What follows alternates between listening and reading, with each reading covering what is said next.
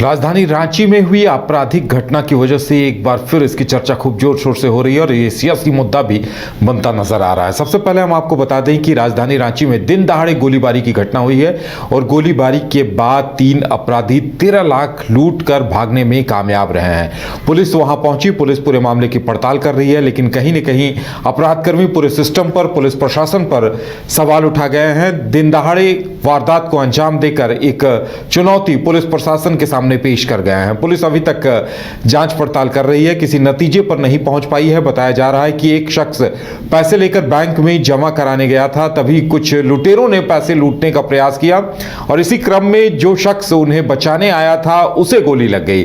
ज्यादा जानकारी के लिए सौरभ इस वक्त हमारे साथ है। सौरभ, क्या कुछ अपडेट है पूरे मामले को लेकर? घटना किस तरह से हुई, क्या कुछ पूरी जानकारी है इस बारे में आपके पास? जी बिल्कुल, देखिए जिस प्रकार से राजधानी रांची में अपराधी कह सकते हैं कि बेखौफ हो गए हैं, आज फिर से एक ऐसे ही घटना को अंजाम देने में अपराधी सफल हुए हैं। राजधानी रांची के पंडरा इलाके में जहां एक व्यक्ति 13 लाख रुपया लेकर एक बैग में भरा हुआ पैसा लेकर जब बैंक पहुंचते हैं तो बैंक के बाहर कुछ अपराधी घात लगाए वहीं पे बैठे हुए रहते हैं और जिसके बाद उनकी पैसे को लूट कर वहाँ से फरार होने में सफल हो जाते हैं। पूरी घटना की यदि बात की जाए तो दरअसल जो व्यक्ति पैसा जमा करने के लिए बैंक आए थे वो रेगुलर बताया जा रहा है कि रेगुलर वहां उसी बैंक में पैसा जमा करने के लिए आते थे। तो आज फिर से वो बैंक में पैसा जमा करने के लिए दोपहर तकरीबन 1 से 1:30 बजे के लगभग वो पहुंचे थे, जिसके बाद 2-3 अपराधियों ने उनसे बैग छीनने की कोशिश की, धक्का मुक्की की गई। जिसके बाद उसी बैंक के ठीक बगल में एक होटल है, होटल जो मैनेजर है वो इस पूरी वारदात को देखने के बाद उनकी मदद करने के लिए आगे आते हैं और कहीं ना कहीं जिस प्रकार से हाथापाई होती है, हाथापाई के क्रम में जो अपराधी होते हैं वो बंदूक निकाल के सीधे बंदूक तार उनके पेट में एक गोली मार दी जाती है और दूसरी गोली कह सकते हैं कि उनको छू के निकल गई है हाथ से।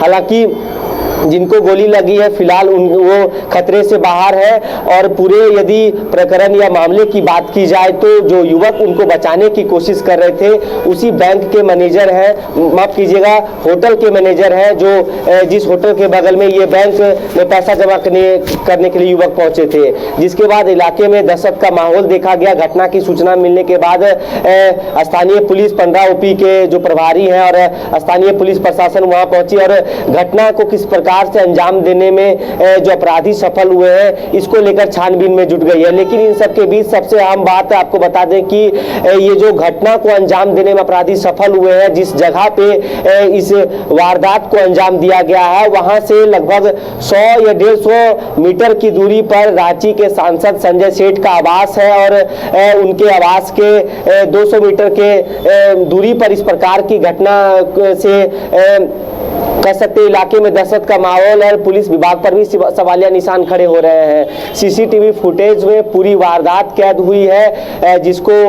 पुलिस आधार बनाकर आगे की कार्रवाई तेज की है और लगातार जो अपराधी है उनकी पहचान करने में जुट गई है। इस प्रकार की घटना को अंजाम देने में आए दिन कहीं ना कहीं जो अपराधी है वो सफल हो जा रहे हैं। तो पुलिस देखिए, एक तरफ नए साल के जश्न का माहौल है, ऐसे में ये घटना लोगों के अंदर कहीं ना कहीं अंदर खौफ जरूर पैदा हो रहा होगा। पुलिस किस निष्कर्ष पर पहुंची है? क्या पुलिस कोई सुराग लगा पाई है क्या?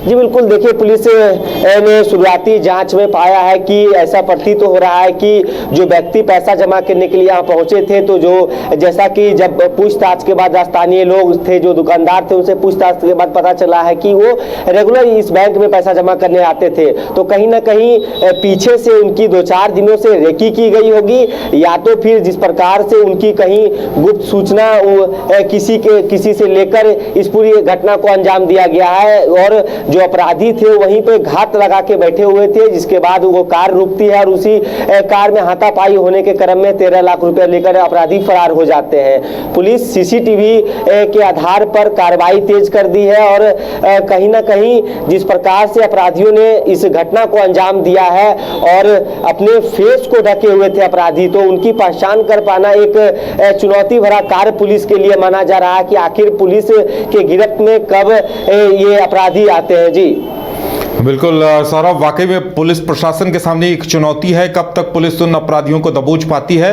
लेकिन कहीं न कहीं नए साल के पहले जिस तरह की चुनौती पेश की है, वाकई में गोली का चलना दिन दहाड़े सवाल खड़े करता है। सौरभ, हमारे साथ जुड़ने के लिए और तमाम जानकारी देने के लिए आपका बहुत बहुत धन्यवाद।